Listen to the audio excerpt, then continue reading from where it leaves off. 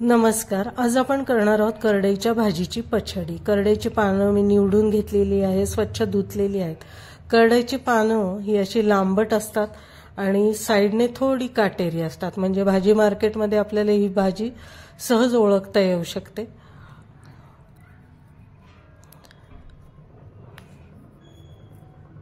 कांदा, हिंग, दाण्याचं कूट, लसूण, मिरची आणि दही, मीठ आणि थोडीशी साखर। पहिल्यांदा आता आपण करडई बारीक चिरून घेणार आहोत। पछडी करताना भाजी एकदम बारीक चिरून घ्यायची आहे।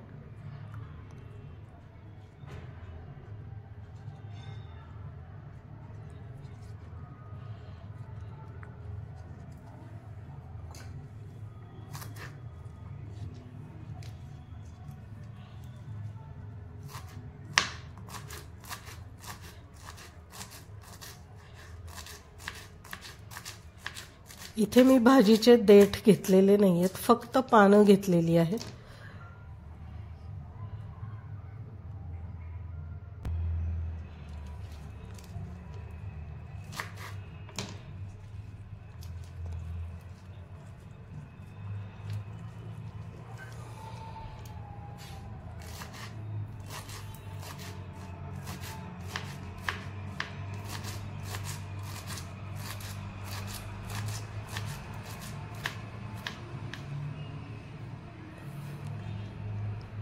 करडईची भाजी एकदम बारीक चिरलेली आहे।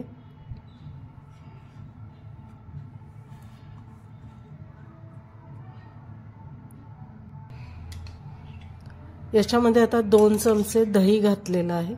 दही खूप आंबट नको आणि दही आपण आपल्या आवडीनुसार कमी जास्त करू शकतो।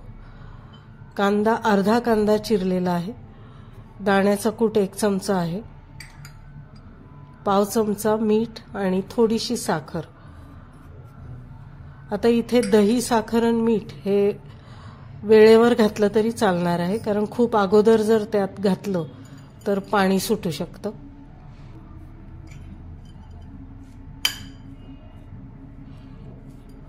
कांद्याचं देखील प्रमाण आपल्याला थोडंसंच ठेवायचं आहे। आता आपण फोडणी देणार आहोत। 2 चमचे तेलामध्ये मोहरी आणि जिरं, हिंग,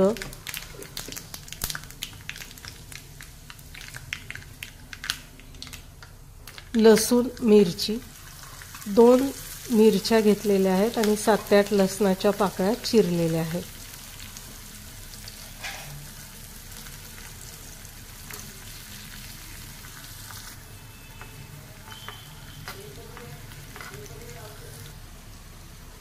आता ही फोडणी आपण पछडीवर घालणार आहोत।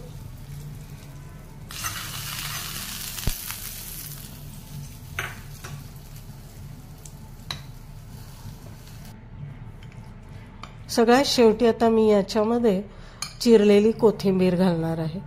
जेव्हा जेव्हा तुम्ही करडईची पछडी कराल तेव्हा कोथिंबीर घालायला विसरू नका, कारण कोथिंबीरीने या पछडीला एकदम छान टेस्ट येते।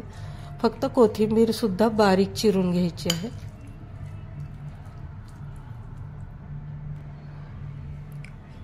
अशी पौष्टिक रेसिपी आपली तयार झालेली आहे।